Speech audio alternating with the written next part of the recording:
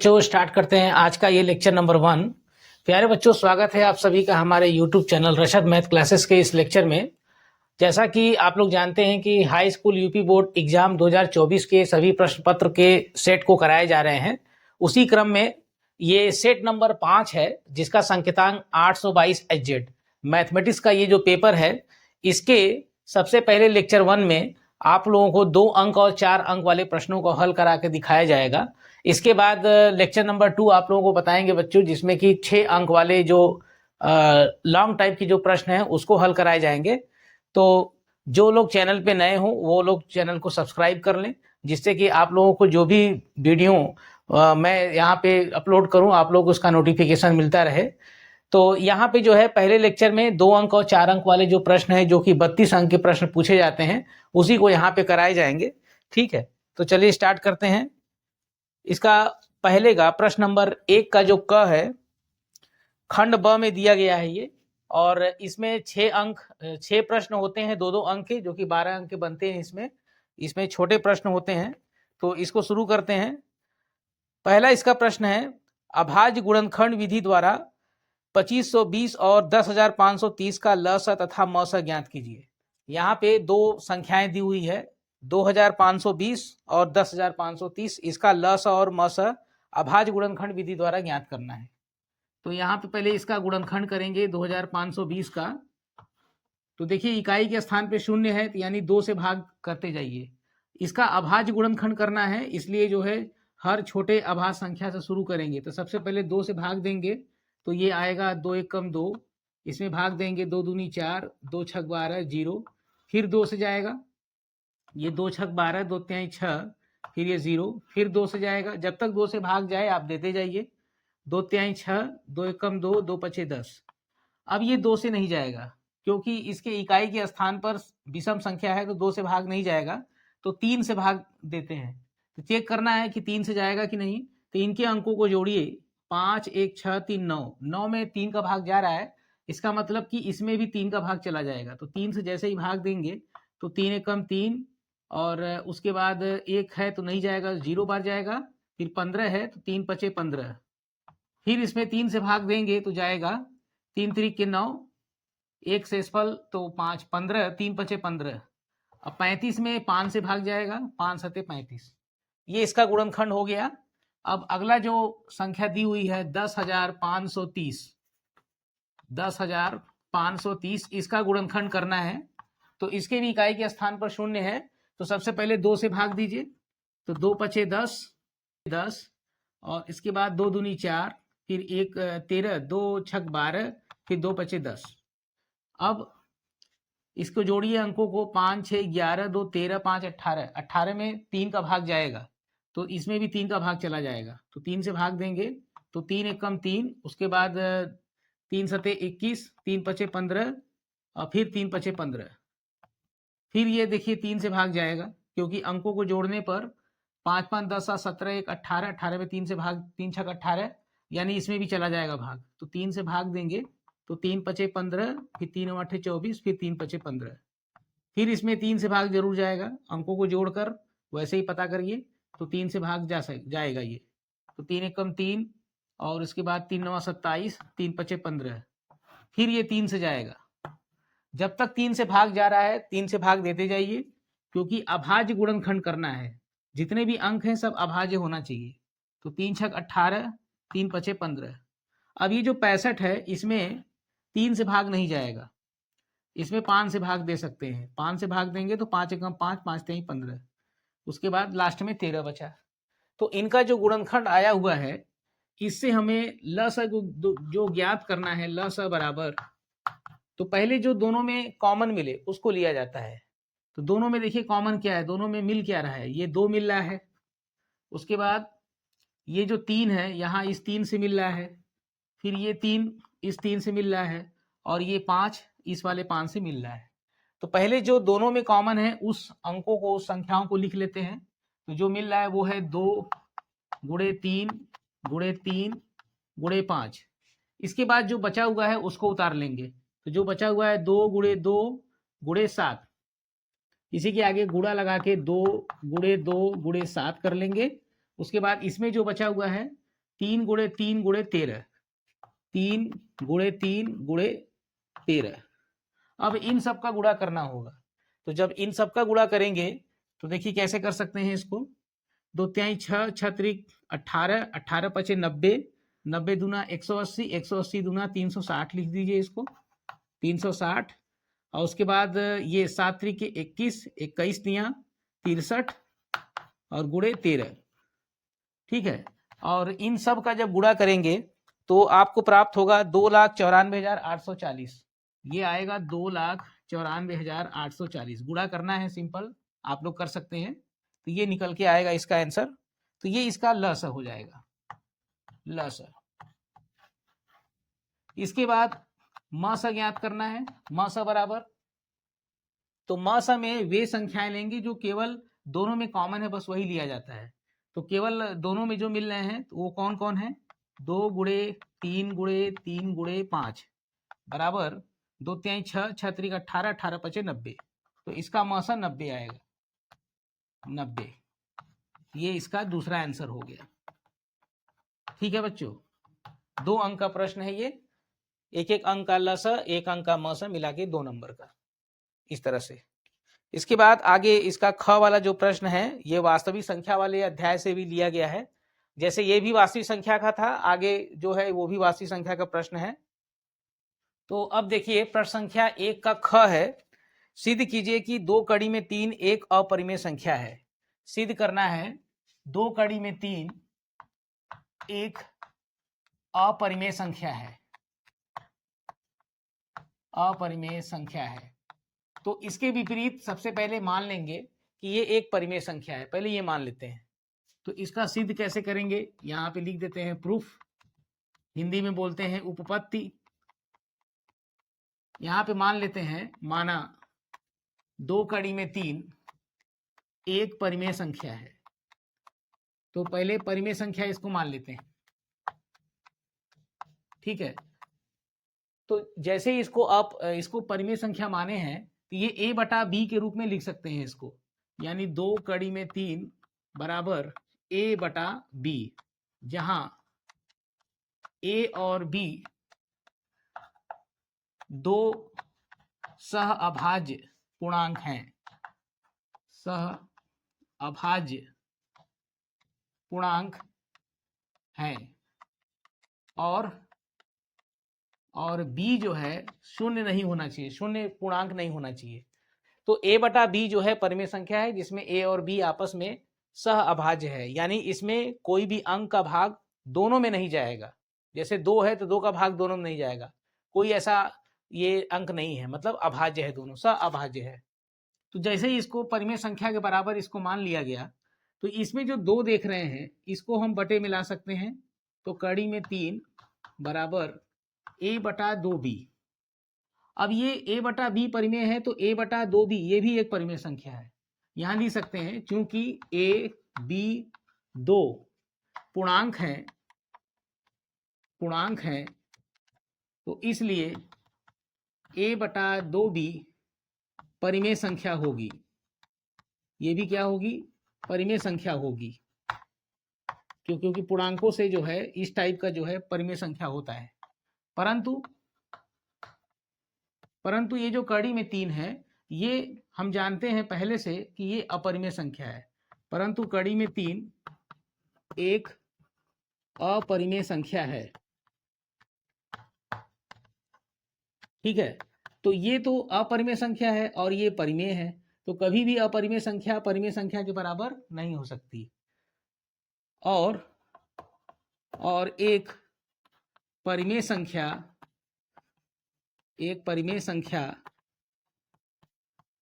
अपरिमेय संख्या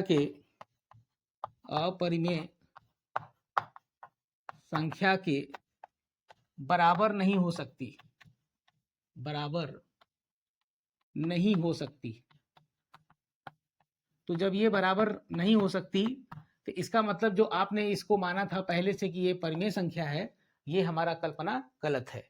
इसलिए यह कल्पना गलत है कि 2 कड़ी में 3 एक परिमेय संख्या है। ठीक है, इसमें आप लोगों को जितना बढ़िया आप लिख के एक्सप्लेन करेंगे उतना बढ़िया आपको नंबर मिलेगा। तो यह कल्पना गलत है कि 2 कड़ी में 3 एक परिमेय संख्या है, अर्थात 2 कड़ी में 3 एक अपरिमेय संख्या है, अपरिमेय संख्या होगी।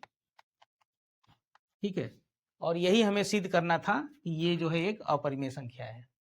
तो इस तरह से ये हमारा क्लियर हो गया और इसको जो है सिद्ध किया जा चुका है। तो याद रखिए, इस टाइप के प्रश्न जरूर एक ठो पूछे जाते हैं, या तो 2 नंबर में या तो 4 नंबर में।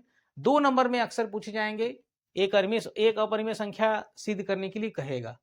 तो अगर गुणा में ये जो 2 है पूर्णांक, ये परिमेय है और ये अपरिमेय है, इनका गुणनफल अपरिमेय होता है। लेकिन अगर इसको सिद्ध करना है तो सबसे पहले इसका विपरीत 2 कड़ी में 3 एक परिमेय संख्या मान लेंगे और उसके बाद a बटा b के रूप में इसको रखेंगे, और जैसे ही 2 बटे में जाएगा ये भी परिमेय है। परंतु हम पहले से जानते हैं कड़ी में 3 एक अपरिमेय संख्या है, और ये अपरिमेय संख्या सिद्ध करना आप लोगों को पहले बताया जा चुका है, और भी सेट में बहुत सारा प्रश्न कराए हैं इस टाइप का, तो उसको आप देख लीजिएगा। तो इस तरह से ये जो है अपरिमेय परिमेय कभी आपस में बराबर नहीं होता है, तो इसलिए ये मानना हमारा गलत है कि ये परिमेय संख्या है, बल्कि क्या है, ये अपरिमेय संख्या है। ये सिद्ध करना था। इसके बाद बच्चों प्रश्न संख्या 1 का ग जो है, ये त्रिभुज वाले अध्याय से लिया गया है, ट्रायंगल वाले चैप्टर से लिया गया है। उसके प्रश्न को देखते हैं, सिद्ध करने वाला है। आगे बढ़ते हैं। प्रश्न संख्या 1 का ग, ये जो है त्रिभुज के अध्याय से लिया गया है। दिया गया है कि यदि कोई रेखा एबीसी त्रिभुज की भुजाओं AB और AC को क्रमशः D और E पर प्रतिच्छेद करे तथा भुजा BC के समांतर हो, तो सिद्ध कीजिए कि AD बटा AB बराबर AE बटा AC। यहाँ पे एक रेखा है जो त्रिभुज ABC की भुजाओं को प्रतिच्छेद कर रहा है। तो पहले यहाँ पे एक त्रिभुज बना लेते हैं। मान लेते हैं ये एक त्रिभुज है ABC, इसकी भुजा AB और AC को बिंदु D और E पर इस प्रकार काट रही है, इस प्रकार ये जा रही है कि ये BC के समांतर है। यानी जैसे ही इस DE को खींचेंगे ये BC के समांतर दिखना चाहिए, यानी DE समांतर है BC के। तो सिद्ध करना है, क्या सिद्ध करना है, यहाँ पे मैं लिख दे रहा हूं AD बटा AB बराबर AE बटा AC, AE बटा AC, ये जो है सिद्ध करना है। ठीक है, तो कैसे सिद्ध करेंगे, ध्यान से समझिए इसको। यहां पर जैसे इसके BC के समांतर DE खींचा तो ये एक त्रिभुज छोटा सा बना और एक बड़ा त्रिभुज पहले से है, तो दोनों त्रिभुज में हम समरूपता सिद्ध करेंगे, समरूप दिखाएंगे। तो यहाँ पे थोड़ा सा आपको 2 लाइन लिखना होगा। क्या लिखना होगा, माना त्रिभुज ABC की भुजाओं AB और AC पर बिंदु D और E इस प्रकार है कि DE समांतर BC। ये DE ऐसा है कि ये भुजा DE BC के समांतर है। तब त्रिभुज, ये जो छोटा वाला त्रिभुज है ADE और बड़ा वाला त्रिभुज ABC में, इन दोनों त्रिभुजों में हम समरूपता सिद्ध करेंगे। कैसे सिद्ध करेंगे समझिए। यहां पर जो ये वाला कोण है छोटे वाले के लिए और बड़े वाले दोनों के लिए, कोण A दोनों के लिए उभयनिष्ठ है। कोण A बराबर कोण A, ये उभयनिष्ठ है, यानी दोनों में कॉमन है, उभयनिष्ठ है। इसके बाद छोटे वाले का जो ये वाला कोण है, ये इस कोण के बराबर अवश्य होगा, क्योंकि DE और BC समांतर हैं और ये रेखा काट रही है, तो ये संगत कोण आपस में बराबर होता है। यानी कोण ADE बराबर कोण ABC। इसी तरह से इधर का कोण AED, ये वाला कोण ACB इसके बराबर अवश्य होगा, क्योंकि वही बात है कि DE और BC समांतर है, तो ये संगत कोण जरूर बराबर होंगे। कोण AED बराबर कोण ACB। दोनों कैसे हैं? क्यों ये दोनों बराबर कोण हैं? क्योंकि DE समांतर BC और संगत कोण है, संगत कोण बनाते हैं, संगत कोण बनाते हैं ये, इसलिए ये दोनों जो है कोण बराबर होंगे। तो अब ये समझिए कि जो ये त्रिभुज बड़ा वाला है, इसके तीनों कोण संगत कोण बराबर हैं आपस में, तीनों कोण तीनों के संगत बराबर है। तो इसलिए त्रिभुज ADE समरूप हो जाएगा त्रिभुज ABC के। कैसे हुआ? यहां पे लिख सकते हैं कोण कोण कोण समरूपता प्रमेय, कोण कोण समरूपता कसौटी समरूपता प्रमेय से ये दोनों समरूप हो गए। समरूप त्रिभुज की ये जो है कसौटी है, कंडीशन है कि यदि एक त्रिभुज की तीनों भुजाएं एक त्रिभुज के तीनों कोण दूसरे त्रिभुज के तीनों संगत कोण के बराबर हो तो वे त्रिभुज आपस में समरूप हो जाते हैं। तो जब ये समरूप है तब इनकी जो भुजाएं हैं ये समानुपाती हो जाएंगी। तो इसलिए इन दोनों त्रिभुजों की जो संगत भुजाएं होंगी, संगत भुजाएं समानुपाती होंगी, समानुपाती होंगी।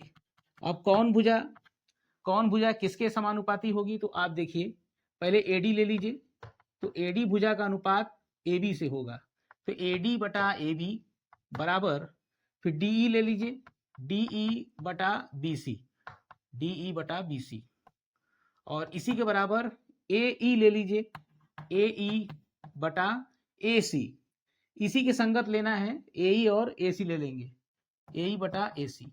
ये भुजाएं समानुपाती हो जाएंगी क्योंकि ये समरूप है। तो अब जो हमें सिद्ध करना है, इस पे नजर डालिए, AD बटा AB यहाँ पे दिख रहा है और AE बटा AC यहाँ दिख रहा है, यानी ये क्या है? आपस में बराबर दिख रहे हैं यहाँ पर। तो यहाँ से हमारा सिद्ध हो गया AD बटा AB बराबर AE बटा AC।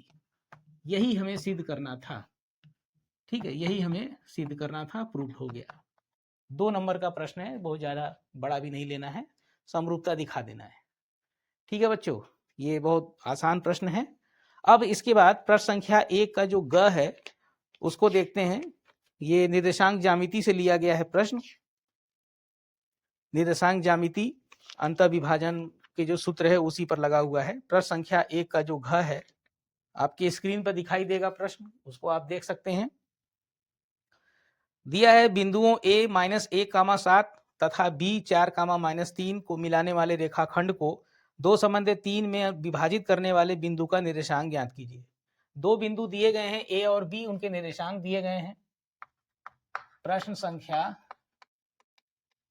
1 का घ, प्रश्न संख्या 1 का घ, 2 बिंदु दिए गए हैं A, इसका निर्देशांक है -1, 7, दूसरा बिंदु है B, इसका निर्देशांक है 4, -3, और अनुपात जो दिया है M1 संबंधे M2 मान लेते हैं 2 संबंधे 3।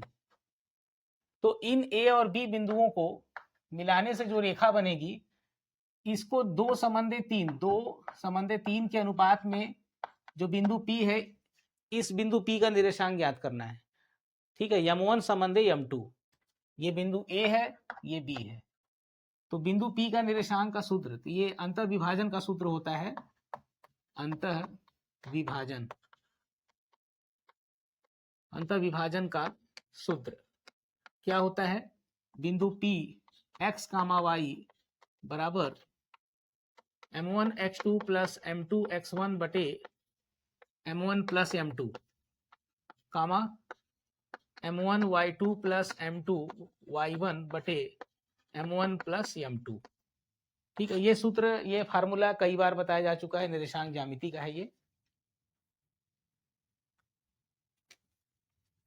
तो अब इसी में बिंदुओं को रख देते हैं। तो ये बराबर, ये जो पहला बिंदु है इसका निर्देशांक x1, y1 मान लेते हैं, इसका निर्देशांक x2, y2 मान लेते हैं भाई। एक को x1 y1, दूसरे को x2 y2, इसी में रख देते हैं। और M1 का मान 2 है, M2 का मान 3 है, तो 2 गुणे 4 धन 3 गुणे -1 बटे 2 धन 3 कामा 2 गुणे -3 धन 3 गुणे 7 बटे 2 धन 3 बराबर ये 2 चौके 8 और ये -3 बटे 5 कामा ये -6 प्लस 7 के 21 बटे 5 8 -3 5 बटे 5 ये घटा दीजिए 21 में से 6 घटाएंगे तो 15 बटे 5 5 बटे 5 कैंसिल होके 1 दे देगा और 15 बटे 5 काटेंगे 5 तिहाई 15 3 आएगा 1,3 तो इस बिंदु P का निर्देशांक जो आया 1,3 यही इसका उत्तर हो जाएगा, यही आंसर हो जाएगा इसका। ठीक है, निर्देशांक ज्यामिति का 2 नंबर का प्रश्न ये पूछा गया है। इसके बाद 2 प्रश्न और इसमें है अंग और च। जो अंग वाला प्रश्न है ये त्रिकोणमिति से लिया गया है और जो च वाला प्रश्न है ये वही निर्देशांक ज्यामिति से लिया गया है। तो चलिए इसके आगे देखते हैं। तो देखिए बच्चों, प्रश्न संख्या 1 का जो अंग है ये त्रिकोणमिति से लिया गया है। प्रश्न है यदि कोसेक थीटा बराबर 2, कोसेक थीटा का मान 2 दिया है तो cot theta plus sine theta बटे 1 प्लस कॉस थीटा इसका मान ज्ञात करना है। ठीक है, इसका मान निकालना है। कोसेक थीटा का मान 2 दिया है तो कैसे निकालेंगे इसको? इसको निकालने के लिए आप लोग ये समझिए कि कोसेक थीटा का जो मान दी इससे साइन थीटा निकाल सकते हैं। कोसेक थीटा बराबर 2 है तो इसका उल्टा इसका व्युत्क्रम साइन थीटा बराबर 1/2 हो जाएगा। और आप त्रिकोणमिति जो विशिष्ट कोणों का त्रिकोणमिति अनुपातिक मान होता है विशिष्ट कोण वाला, ये 1/2 जानते हैं कि ये साइन 30 अंश का मान होता है, साइन 30 अंश का। तो यहां से साइन थीटा है, ये साइन 30, तो थीटा का मान 30 अंश मिल जाएगा, थीटा बराबर 30 अंश। अब ये जो थीटा का मान आया है इसको इसमें रख करके इसको हल कर लेते हैं, बहुत आसान है। दिया है cot theta plus sine theta बटे 1 प्लस कॉस थीटा, इसी में रखेंगे तो काट 30 अंश प्लस साइन 30 अंश बटे 1 प्लस कॉस 30 अंश। काट 30 अंश का मान 1/3 क्या होता है? काट 30 अंश का मान जो है कड़ी में 3, क्योंकि काट 30 अंश का व्युत्क्रम tan 30 का मान याद होना चाहिए, 1/3 तो काट 30 अंश का मान कड़ी में 3। ये त्रिकोणमिति सारणी जो कि आप लोग जानते होंगे, त्रिकोणमिति टेग्नामेट्री टेबल जो है 0 अंश 30 अंश 45 अंश 60 अंश 90 अंश जो त्रिकोणमिति सारणी होती है उनके मान यहाँ पर लिए जा रहे हैं। प्लस साइन 30 अंश का मान 1/2 बटे 1 प्लस कास 30 अंश का मान कड़ी में 3/2 होता है बराबर कड़ी में 3 धन 1/2 बटे ये 2 का गुणा 1 से करेंगे तो 2 1 कम 2 धन कड़ी में 3 पूरे के बटे 2 हो जाएगा। और ये बटे 2 कैंसिल कर सकते हैं, हो जाएगा कैंसिल, तो आएगा कड़ी में 3 धन 1/2 प्लस कड़ी में 3।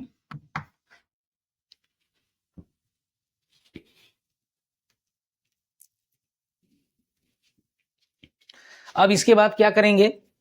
जो 2 प्लस कड़ी में 3 है इसका परमेयीकरण, 2 प्लस कड़ी में 3 का परमेयीकरण करने के लिए इसका संयुग्मी 2 माइनस कड़ी में 3 से गुणा कर देंगे, अंश और हर में गुणा कर देंगे तो बराबर कड़ी में 3 धन 2 माइनस कड़ी में 3 है बटे में ये a plus b a minus b वाला वर्गांतर का सूत्र लगाएंगे तो ये 2 का वर्ग माइनस कड़ी में 3 का वर्ग, यानी कड़ी में 3 धन 2 माइनस कड़ी में 3 बटे इसका वर्ग 4 होगा माइनस इसका वर्ग 3 होगा बराबर कड़ी में 3 धन 2 माइनस कड़ी में 3 बटे घटा देंगे तो 1 आ जाएगा और बटे 1 को छोड़ दीजिए तो कड़ी में 3 धन 2 माइनस कड़ी में 3, कड़ी में 3 माइनस कड़ी में 3 घट जाएगा, कैंसिल हो जाएगा तो 2 आएगा। तो इसका मान 2 उत्तर आएगा, 2 आंसर आएगा। तो इस cos थीटा बराबर 2 की वजह से इसका मान जो है 2 आंसर आ गया। ठीक है, आगे बढ़ें। आगे प्रश्न संख्या 1 का च देखते हैं, यहीं पे देख लेते हैं। प्रश्न संख्या 1 का च इसमें जो है ये निर्देशांक ज्यामिति से लिया गया है। सिद्ध कीजिए कि बिंदु 5 - 2, 6, 4, 7 - 2 एक समद्विबाहु त्रिभुज के शीर्ष हैं। 3 बिंदु दिए गए हैं, 5 - 2, 6, 4 और 7, -2। ये जो 3 बिंदु है ये एक समद्विबाहु त्रिभुज बनाएंगे। समद्विबाहु त्रिभुज क्या होता है? ऐसा त्रिभुज जिसकी दो भुजा आपस में बराबर हो। ए बी सी, ये जो है अगर ए बी ए सी के बराबर है तो ये समद्विबाहु त्रिभुज है। तो मान लेते हैं ये जो निर्देशांक है ये बिंदु ए का निर्देशांक है, ये बिंदु बी का है और ये बिंदु सी का मान लेते हैं। ठीक है, तो अब इनसे जो है हम भुजाओं की लंबाई निकालेंगे। जैसे ये ए बी दिख रहा है तो ए से बी की लंबाई निकालने के लिए दूरी का सूत्र लगाएंगे। तो क्या करेंगे, ए बी बराबर अंडर रूट, दो बिंदुओं के बीच की दूरी का सूत्र क्या होता है? अगर मैं ए बी को इसका निर्देशांक x1 y1 मान लूं, x1 y1, इसको x2 y2, तो इसमें जब रखेंगे तो x1 - x2 का होल स्क्वायर यानी 5 - 6 का होल स्क्वायर, 5 - 6 का होल स्क्वायर धन y1 - y2 यानी -2 - 4 का होल स्क्वायर बराबर अंडर रूट, इसमें से घटाएंगे तो -1 का वर्ग धन -6 का वर्ग, तो ये आएगा 1 और ये 36, ये कड़ी में 37 आ जाएगा। तो ए बी बराबर कड़ी में 1 धन 36 बराबर कड़ी में 37। तो ए बी के बाद अब बी सी निकाल लेते हैं, बी सी की लंबाई। बी सी बराबर अंडर रूट, अब बी सी की दूरी निकालनी है तो इसको आप x1 y1 मानेंगे और इसको x2 y2 मानेंगे और दूरी का फार्मूला में रख देंगे। तो 6 - 7 का वर्ग, 6 - 7 का वर्ग प्लस 4 प्लस 2, 4 + 2 का वर्ग बराबर कड़ी में घटाएंगे तो -1 का वर्ग धन 6 का वर्ग, 4 धन 2 6 हो जाएगा बराबर कड़ी में ये 1 धन 6 का वर्ग 36 बराबर कड़ी में 37। ये बीसी की लंबाई आ गई। बीसी के बाद अब सीए निकाल लेते हैं, सीए की लंबाई, या एसी भी कह सकते हैं। एसी बराबर अंडर रूट ये 5 - 7 का वर्ग, 5 - 7 का वर्ग धन -2 + 2 का वर्ग, -2 + -2 का वर्ग, तो ये आएगा -2 का वर्ग प्लस ये -2 + 2 0 हो जाएगा, 0 का वर्ग 0 होगा, तो -2 का वर्ग 4, 4 का वर्गमूल 2, तो AC जो है 2 आ रहा है। अब ये जो तीनों भुजाओं की लंबाई निकाले हैं इसमें देख लीजिए कौन भुजा किसके बराबर है। तो यहाँ पर AB की जो लंबाई है कड़ी में 37 और BC की जो लंबाई है कड़ी में 37, दोनों आपस में बराबर है। और जो AC की लंबाई है ये 2, ये अलग है, तो दो भुजा आपका बराबर मिल रहा है। तो चूंकि त्रिभुज ABC में AB बराबर BC है, दो भुजा आपस में बराबर है, तो इसलिए दिए गए शीर्ष एक समद्विबाहु त्रिभुज के शीर्ष हैं, एक समद्विबाहु त्रिभुज के शीर्ष हैं। प्रश्न में ये जो तीनों शीर्ष का निर्देशांक दिया हुआ है ये एक समद्विबाहु त्रिभुज का शीर्ष बना रहा है, यही इसमें सिद्ध करना था। ठीक है, ये प्रश्न संख्या 1 का च भी हो गया, यानी प्रश्न संख्या 1 में 6 प्रश्न मैंने करा दिया, कंप्लीट हो गया। अब आगे बढ़ते हैं, प्रश्न संख्या 2 देखते हैं। प्रश्न संख्या 2, इसमें जो है किन्हीं 5 खंडों को हल करना होता है और ये 4-4 अंक के होते हैं, यानी 4 पंजे 20 अंक का ये प्रश्न पूछा जाता है। 6 प्रश्न दिए रहेंगे, उसमें से 5 करने होते हैं और सब के सब 4-4 अंक के होते हैं। तो इसका जो क वाला प्रश्न है बच्चों, इसमें दिया गया है दिखाइए कि रैखिक समीकरण का युग्म दिया गया है, इसके अनेक हल होंगे, ये दिखाना है। तो रैखिक समीकरण युग्म जो दिए गए हैं उसको उतार लेते हैं। रैखिक समीकरण युग्म जो दिए हैं 3x - y = 2 और 9x - 3y = 6 के अनेक हल होंगे। तो अनेक हल होंगे ये सिद्ध करना है। सबसे पहले इसी व्यापक रूप सामान्य रूप में बदल लेते हैं, ये 2 इधर आएगा तो 3x - y - 2 = 0 हो जाएगा, और दूसरा वाला समीकरण 9x - 3y - 6 = 0 हो जाएगा। अब ये जो दोनों समीकरण है, इस समीकरण की तुलना a1x plus b1y plus c1 बराबर 0 और a2x plus b2y plus c2 बराबर 0, इससे इन दोनों समीकरणों की तुलना कराएंगे तो a1 का मान, b1 का मान, c1 का मान प्राप्त होगा। इसी तरह से दूसरा वाला समीकरण दूसरे वाले से तुलना कराएंगे तो a2, b2 और c2 निकल के आएगा। तो अनेक हल होने का जो प्रतिबंध होता है, अनेक हल होने का प्रतिबंध, ये दिया होता है a1 बटे a2 बराबर b1 बटे b2 बराबर c1 बटे c2, यानी जो इनके गुणांक हैं इनका अनुपात तीनों बराबर होना चाहिए। तो अब यही अनुपात यहाँ पर a1 बटा a2 ले लेते हैं तो 3/9 होगा बराबर b1 बटा b2, तो b1 का मान -1 और b2 का मान -3 बराबर c1 का मान -2 और c2 का मान -6। तुलना करा सकते हैं, तुलना करा के देख सकते हैं, -6। तो 3 से काटेंगे, 3 त्रिक के 9, माइनस कैंसिल, यहाँ भी माइनस कैंसिल, 2 एक कम 2, 2 तिहाई 6, तो 1/3 बराबर 1/3 बराबर 1/3, तीनों आपस में बराबर आ रहा है। इसका मतलब कि इस समीकरण युग्म के अनेक हल होंगे, इसलिए इस समीकरण युग्म के अनेक हल होंगे, अनेक हल होंगे। बहुत आसान ये सवाल पूछ दिया 4 नंबर में, बस ये कंडीशन आपको याद होना चाहिए अनेक हल होने का।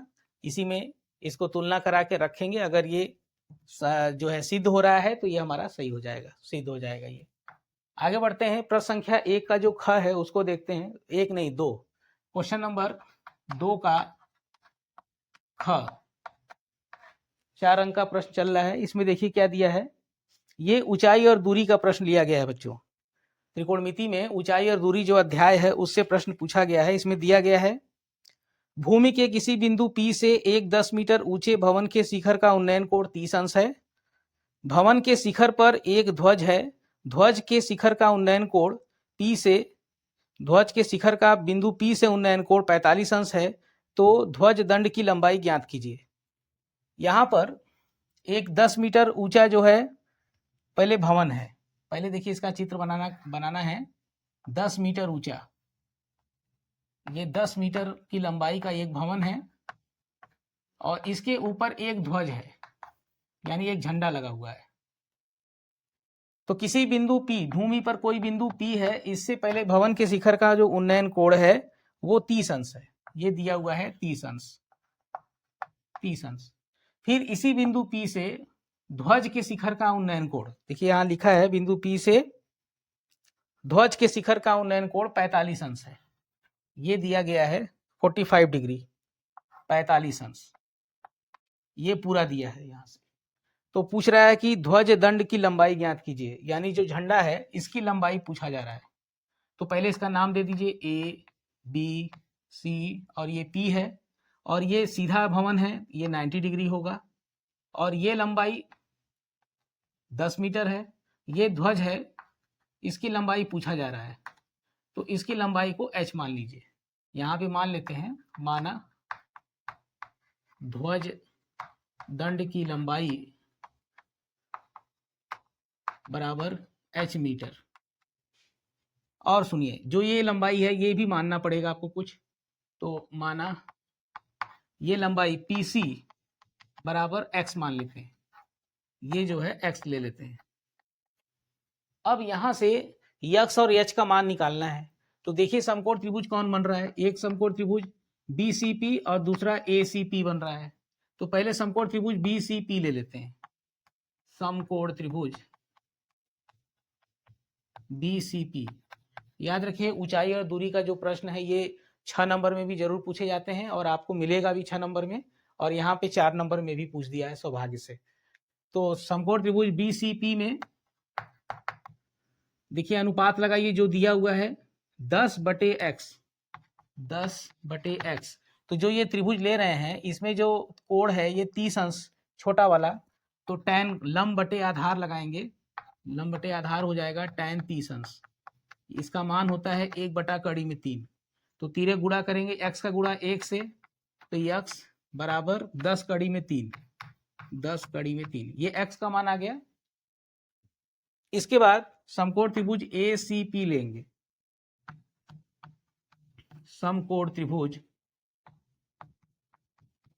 ACP में, तो इसमें भी देखिए ये पूरा ले लेंगे AC बटा PC, AC बटा PC लगाएंगे, यानी ये लंब बटे आधार, तो ये पूरा 45 लेंगे, tan 45 अंश, और tan 45 का मान 1 होता है। AC का मान, AC जो यहां से यहां तक पूरा है, इसमें यच है और 10 है, तो यच धन 10 बटे ये PC की लंबाई x बराबर 1, तो h धन 10 बराबर x, इधर 1 से गुणा होकर पक्षांतर, h धन 10 बराबर x हो जाएगा। फिर आगे बढ़ाएंगे, h धन 10 बराबर, ये जो x का मान है, यहां से समीकरण 1 मान लेते हैं इसको, x का मान जो है उसको यहां पे रख देते हैं 10 कड़ी में 3, समीकरण 1 से, समीकरण 1 से x का मान यहां पे रख दिया, ये आ गया, तो h बराबर 10 कड़ी में 3, 10 पक्षांतर माइनस 10, तो h बराबर 10 कोष्ठक में कड़ी में 3 माइनस 1, इतना मीटर। ठीक है, ये जो h आपने माना है ध्वज दंड की लंबाई आ गया, इसलिए ध्वज दंड की लंबाई h बराबर 10 कड़ी में 3 माइनस 1 मीटर, ये निकल के आ गया। यही आंसर है बच्चों। ठीक है, ये दूसरे का क और ख हो गया। इसके बाद आगे बढ़ते हैं, तो चलिए अब बिना देर किए अगला प्रश्न देखते हैं। प्रश्न संख्या 2 का ग, ये जो है 2 चरों वाले रैखिक समीकरण से लिया गया है। ये जो है 4 अंक का, इसमें दिया है कि 2 अंकों से बनी संख्या के अंकों का योग 9 है। यदि संख्या के अंकों को पलट दिया जाए तो नई संख्या मूल संख्या से 27 अधिक है, संख्या ज्ञात कीजिए। यहाँ पे 2 अंकों वाली संख्या ली गई है, उसके जो अंक होते हैं इकाई और दहाई, उसका योगफल 9 दिया है। तो सबसे पहले इनको मान लेते हैं, इकाई और दहाई को माना। ये प्रश्न संख्या 2 का क है, माना 2 अंकों की संख्या में, 2 अंकों की संख्या में इकाई का अंक, पहले दहाई का अंक मान लेते हैं, दहाई का अंक x और इकाई का अंक y, x और y के रूप में दहाई इकाई मान लेते हैं। अब इनके अंकों का योग 9 है, तो इनको जोड़ देंगे, तो x धन y बराबर 9, ये पहला समीकरण तैयार हो जाएगा। इसके बाद ये जो इकाई दहाई माना है आपने, इससे संख्या जो बनेगी, संख्या, तो जब आपको इकाई दहाई पता है तो जो दहाई है उसका 10 गुना करके इकाई जोड़ दिया जाता है। जैसे मान लीजिए कोई ऐसी संख्या है जिसमें इकाई का अंक 4 है और दहाई का अंक 3 है, तो दहाई का जो 3 अंक है इसका 10 गुना, 3 गुणे 10 और धन इकाई जोड़ देते हैं, तो ये 3 दहा में 30 धन 4, 34 संख्या निकल के आता है। यानी जो दहाई होता है उसका 10 गुना लेते हैं। तो यहाँ दहाई आपने यक्स माना है, तो यक्स का 10 गुना 10 यक्स, और इसमें इकाई y को जोड़ देंगे, धन y हो जाएगा। ये संख्या है। अब जैसे ही इनके अंकों को पलटेंगे, प्रश्न में कहा हुआ है कि यदि संख्या के अंकों को पलट दिया जाए, यदि संख्या के अंकों को पलट दिया जाए, पलट दिया जाए तब नई संख्या बराबर, नई संख्या। अब जरा देखिए, जैसे ही दहाई का अंक इकाई, इकाई का अंक दहाई हो जाएगा, ऐसी स्थिति में जो नई संख्या होंगी वो हो जाएगा दहाई का 10 गुना। अब यहाँ दहाई जो है वो y हो जाएगा, तो 10y, और जो इकाई है वो x हो जाएगा, 10y धन x हो जाएगी। तो पलटने से जो नई संख्या आई है, ये नई संख्या मूल संख्या से 27 अधिक है। जो ये नई संख्या है, ये मूल संख्या यानी जो ये वाली संख्या है इससे 27 अधिक है, यानी 10x धन y जो है इससे धन 27 अधिक है। तो यहां से इसको पक्षांतर कर लीजिए, 10y धन x minus 10x minus y बराबर 27। 10y minus y 9y minus 9x, x minus 10x minus 9x बराबर 27। और एक काम करते हैं, 9 से भाग दोनों पक्षों में दे दीजिए, 9 से भाग देंगे तो y माइनस एक्स बराबर 9 त्रिक 27। या पहले x लिखना चाहते हैं तो माइनस एक्स धन y बराबर 3। ये समीकरण नंबर 2 बन गया। और समीकरण नंबर 1 आपके सामने है। अब 1 और 2 को हल कर देना है। तो जैसे ही 1 और 2 को हल करेंगे तो x और y का मान आ जाएगा। तो कैसे हल करेंगे? समीकरण 1 धन 2 से 1 और 2 को जोड़ दीजिए। जैसे ही 1 और 2 को जोड़ेंगे तो लेफ्ट साइड में x माइनस एक्स कैंसिल हो जाएगा, y धन y बराबर राइट साइड में 9 और इसके राइट साइड में 3, 9 धन 3, तो 2y बराबर 12। तो 2 से भाग देंगे तो y बराबर 12/2, ये 6 हो जाएगा। y का मान 6 निकल के आया। तो समीकरण 1 से जैसे ही y का मान 6 यहाँ रखोगे तो x धन 6 बराबर 9, तो x बराबर 6 इधर ले आइए, 9 माइनस 6, तो x बराबर 3 आ जाएगा। अब आपको x y मालूम हो चुका है, तो संख्या पूछा जा रहा है। संख्या जैसा कि आपने माना है इकाई दहाई, उसके हिसाब से संख्या में रख दीजिए।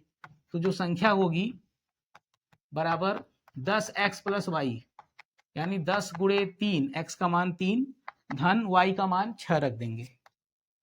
तो ये 30 धन 6 बराबर 36। तो यहाँ पे जो संख्या निकल के आ रहा है बच्चों, ये 36 आ रहा है। इसके उत्तर की जांच भी कर सकते हैं। इसको जोड़िए, अंकों का योग 6 और 3, देखिए 9 आ रहा है। और इसका अंक आपस में बदल दें, 36 के अंकों को बदलेंगे तो 63 हो जाएगा। तो अंकों को बदलने से जो संख्या ये मिल रहा है, ये इस संख्या से 27 अधिक है। 36 में 27 जोड़ेंगे तो ये 63 मिलेगा आप लोग को। यानी हमारा उत्तर जो है वो हमारा एकदम सही है, करेक्ट है। 4 नंबर का प्रश्न। इसके बाद आगे बढ़ते हैं। प्रश्न संख्या 2 का जो घ है, ये वृत्त की स्पर्शी वाले चैप्टर से लिया गया है। वृत्त की स्पर्शी का प्रश्न संख्या 2 का घ, दूसरे का घ। प्रश्न संख्या दूसरे का जो घ है, ये आपके स्क्रीन पर दिख रहा है क्वेश्चन। इसमें एक चित्र दिया गया है और उस चित्र में ए बी बराबर ए सी दिया है, तो सिद्ध करना है बी ई बराबर ई सी। पहले इस चित्र को बना लेते हैं। चित्र में एक वृत्त है, एक छोटा सा वृत्त है, और इनमें ये वृत्त जो है अंतः स्पर्श कर रहा है त्रिभुज की भुजाओं को। तो त्रिभुज की भुजाएं बनाते हुए एक त्रिभुज इस तरह से खींच लेते हैं। पहले वृत्त बनाइएगा, वृत्त बनाने के बाद इनकी भुजाओं को स्पर्श करते हुए ये त्रिभुज बन जाएगा। इसका नाम है ए बी सी। ठीक है। और ये चित्र आपकी किताब में दिया, जो सीरीज में क्वेश्चन है उसमें दिया भी गया है। और डी ई एफ 3 बिंदु पर स्पर्श कर रहा है, डी ई एफ। ठीक है। ए बी बराबर ए सी दिया गया है, ए बी बराबर ए सी दिया गया है। सिद्ध करना है बीई बराबर ई सी, बीई बराबर ई सी, ये सिद्ध करना है बच्चों। ये जो है सिद्ध करना है। तो देखिए कैसे सिद्ध करेंगे।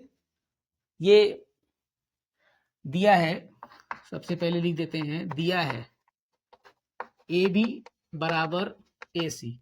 इसको समीकरण नंबर 1 मान लेते हैं, जो ए बी बराबर ए सी दिया हुआ है। इसके बाद ये देखिए कि बिंदु ए से ए डी और ए एफ, ये दो स्पर्शियां बाहर से बाह्य बिंदु ए से खींची गई हैं, तो ये आपस में बराबर होगा। ठीक है। बिंदु ए से वृत्त पर स्पर्शियां ए डी बराबर ए एफ, ये आपस में जो है बराबर है। तो इसको समीकरण नंबर 2 मान लेते हैं और 1 में से 2 पहले घटा लेते हैं। समीकरण 1 ऋण 2, ध्यान से देखिएगा। जैसे ही घटाएंगे a b minus a d बराबर a C minus A F. तो चित्र से ए बी में से ए डी हटाइए, ए बी में से जो ए डी को निकाल लोगे तो बी डी बचेगा, बी डी। और ए सी में से ए एफ निकालो चित्र में, चित्र में AC में से AF निकालेंगे तो CF, FC बचेगा या CF बचेगा। इसको मान लेते हैं समीकरण नंबर 3 मान लेते हैं, यानी BD बराबर CF आ गया। अब जरा ध्यान से देखिए, बिंदु B से जो स्पर्शियां दिख रही है आपस में बराबर होगी। बिंदु B से वृत्त पर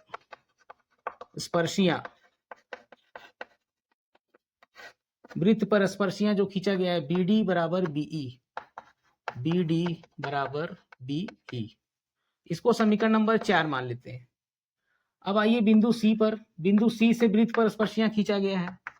बिंदु C से वृत्त पर स्पर्शियां, तो जो यहां पर स्पर्शियां है बिंदु C से, तो वो दिया है CF बराबर CE। ठीक है, इसको मैं यहां लिख दे रहा हूं, यहां पर CF बराबर CE, इसको मान लेते हैं समीकरण नंबर 3। अब समीकरण नंबर 3, 4, इसको 5 मानिए, 3, 4, 5, समीकरण 3, 4 और 5 ध्यान से देखिएगा। यहां पर जो BD है वो BE के बराबर है, तो क्यों ना इस BD की जगह हम BE रख दें। और जो CF है, CF जो है CE के बराबर है, तो CF की जगह CE रख दें, तो हमारा BE और CF आपस में बराबर हो जाएगा। क्या नाम है कि ये BE और CE आपस में बराबर हो जाएगा। एक बार फिर से समझिए मैं क्या कह रहा हूं। BD BE के बराबर है, BD की जगह BE रख देंगे तो ये BE हो जाएगा। और जो ये CF है, CF की जगह CE, यहां पे CE रख दीजिए, CE, तो BE बराबर CE या BE बराबर EC, BE बराबर EC। यही जो है देखिए यहां पर सिद्ध करना था, ये आपका सामने आ चुका है, इसको देख सकते हैं। अगर आपको समझने में दिक्कत हो रही है तो आराम से वीडियो को पॉज कर दीजिए या रिपीट करिए, फिर से देखिए, आपको इन्हीं रिलेशन से ये मिल जाएगा। ठीक है, प्रश्न संख्या 2 का घ ये हो गया। आगे बढ़ते हैं, प्रश्न संख्या 2 का अंग और च दोनों देखते हैं। तो चलिए अब देखते हैं प्रश्न संख्या 2 का अंग। ये जो है सांख्यिकी वाले अध्याय से लिया गया है। ठीक है, ये इसमें जो है कि माध्यिका दिया है और आपको x और y का मान ज्ञात करना है। प्रश्न आपके सामने है, उसको देखिए ध्यान से। इसमें दिया है निम्न बारंबारता सारणी का माध्यक यदि 28.5 हो तो x और y के मान ज्ञात कीजिए, जबकि बारंबारताओं का योग 80 है। और इसका जो टेबल दिया गया है, जो सारणी दिया है, उसको पहले बना लेते हैं। यहाँ पर सारणी में वर्ग अंतराल दिया है और बारंबारता दिया है। बारंबारता वर्ग अंतराल है 0 से 10, 10 से 20, 20 से 30, 30 से 40, 40 से 50 और 50 से 60, ये दिया गया है वर्ग अंतराल जो है। इसके बाद जो बारंबारता है ये देखिए 5 है, फिर x है 20, 15, y और 5। ठीक, और इसमें एक चीज ध्यान दीजिए, बारंबारताओं का जो योग प्रश्न में दिया है वो 80 दिया हुआ है, n का मान, इनका योगफल 80 दिया हुआ है प्रश्न में। और माध्यक दिया गया है, माध्यक दिया है 28.5, तो x और y का मान निकालना है। तो देखिए माध्यिका के सवाल में अगला वाला जो कॉलम तैयार होता है उसे बोलते हैं संचयी बारंबारता। संचयी बारंबारता, संचयी बारंबारता जब तैयार करते हैं तो उसके लिए सबसे पहले 5 जो पहला पद है उसको उतार लेंगे, बारंबारता से लेते हैं। अब इसमें जोड़ते जाएंगे, 5 में x जोड़ेंगे तो 5 धन x, फिर इसमें 20 जोड़ेंगे तो 20 5 25 धन x, फिर इसमें 15 जोड़ेंगे तो 40, 25 15 40 धन x,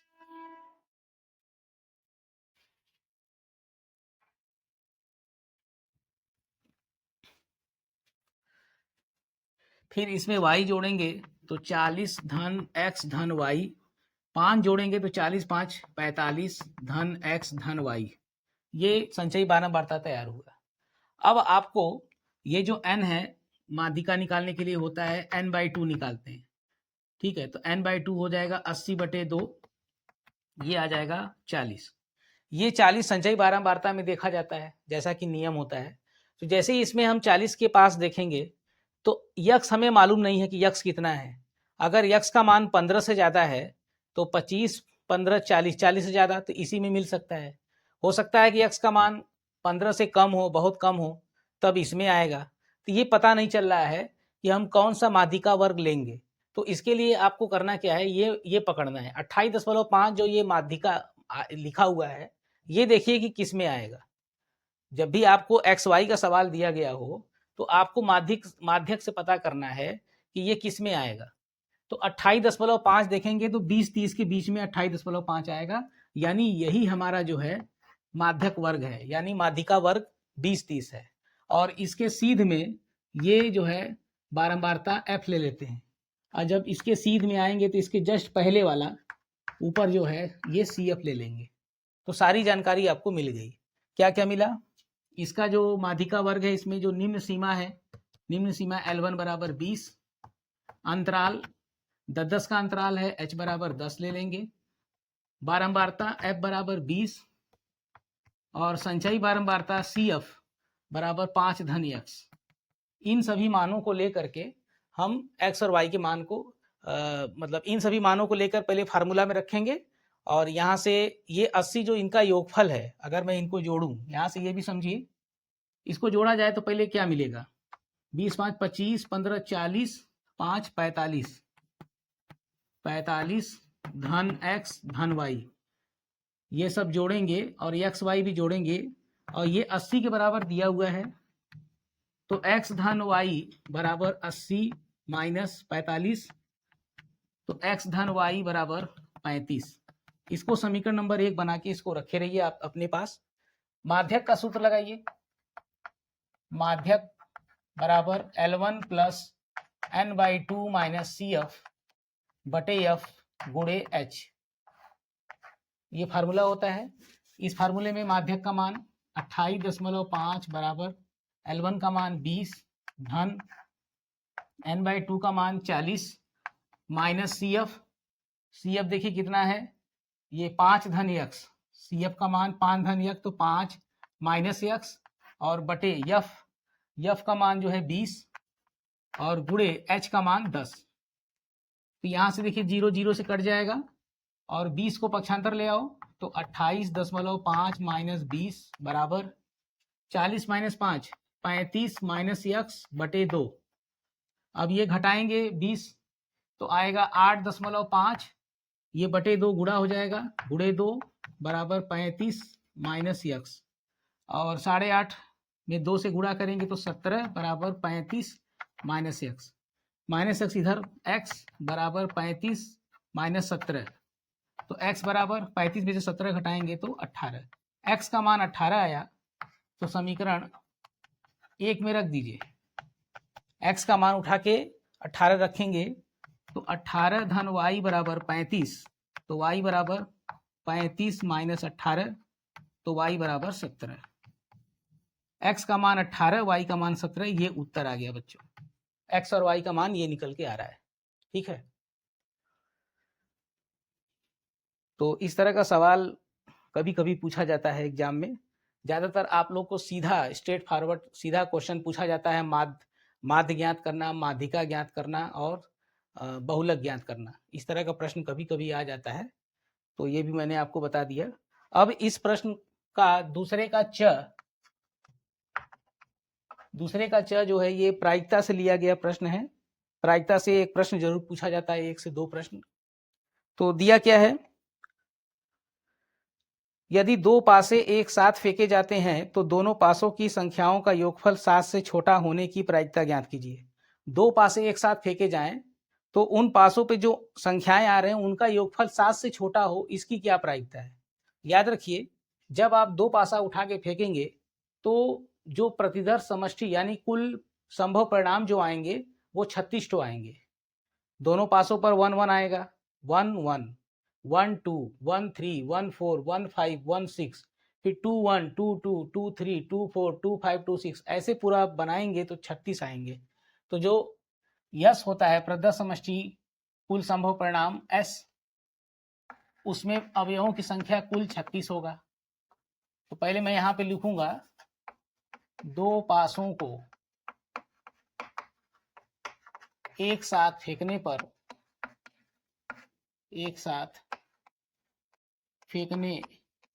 पर कुल संभव परिणाम बराबर 36 प्रकार के संभव परिणाम टोटल आएंगे। अब वो घटना लेते हैं, वे परिणाम जिसमें पासों के संख्याओं का योग, पासों के अंकों का योग 7 से कम हो, तो कौन कौन परिणाम होंगे ये सोचिए। दोनों पासा जब फेंकेंगे तो पहले पासे पर 1 आए, दूसरे पर भी 1 आए, तो इनका योगफल 1 1 2 7 से कम है। इसी तरह से 1 2, पहले पर पासे पर 1, दूसरे पर 2 3, ये भी 7 से कम रहना चाहिए। तो 1 2 1 1 1 2 1 3 1 4 1 5 1 6 जोड़ेंगे तो 7, लेकिन 7 से कम लेना है तो 1 6 वाला नहीं लेंगे। अब इसके बाद 2 1, पहले पासे पर 2, दूसरे पर 1, 2 1 2 2 2 3 2 4 2 5, लेकिन 2 5 जोड़ोगे तो ये 7 2 5 7 जो है 7 से कम हमें लेना है, 7 नहीं ले सकते। 2 5 योगफल 7 आ रहा है, इसको नहीं लेंगे, 7 से छोटा लेना है। फिर 3 1 3 2 3 3, योगफल 6 तक रहना चाहिए, 7 से कम। फिर 4 1 4 2 4 2 6 हो गया। फिर 5 1, अब उसके बाद जब 5 2 लेंगे तो 7 फिर हो जा रहा है। तो इतने परिणाम हो रहे हैं। तो कुल परिणाम कितने हैं? कुल परिणाम बराबर 1 2 3 4 5 6 7 8 9 10 11 12 13 14 15 आ रहा है। तो इसलिए प्रायिकता जो पूछा जा रहा है कि पासों पर अंकों का योग 7 से कम हो, उसकी प्रायिकता, तो ये जो परिणाम है 7 से कम वाला, और कुल परिणाम कितने हैं? 36 है, तो बटे 36 लगा देंगे। 3 से काटिए, 3 5 15, और ये 3 से काटेंगे तो ये 12, 5 बटे 12 निकल के आ रहा है। 5 बटे 12 इसकी प्रायिकता होगी। जब दो पासों को एक साथ फेंका जाए तो दोनों पासों पे संख्याओं का योग जो 7 से कम होना चाहिए, उसकी प्रायिकता 5 बटे 12 होगी। कैसे आया ये मैंने आपको समझा दिया है। ठीक, इसी के साथ ये 2 अंक और 4 अंक वाले प्रश्न इसमें कंप्लीट होता है। नेक्स्ट लेक्चर में आप लोगों को 6 अंक वाले जो प्रश्न लघु विस्तृत उत्तरीय जो प्रश्न है उसको कराया जाएगा। ठीक है, और उसके बाद लास्ट में वो बहुविकल्पी वाला जो प्रश्न OMR में गोला भरने वाला है उसको तीसरे लेक्चर में बताएंगे। तब तक के लिए थैंक यू।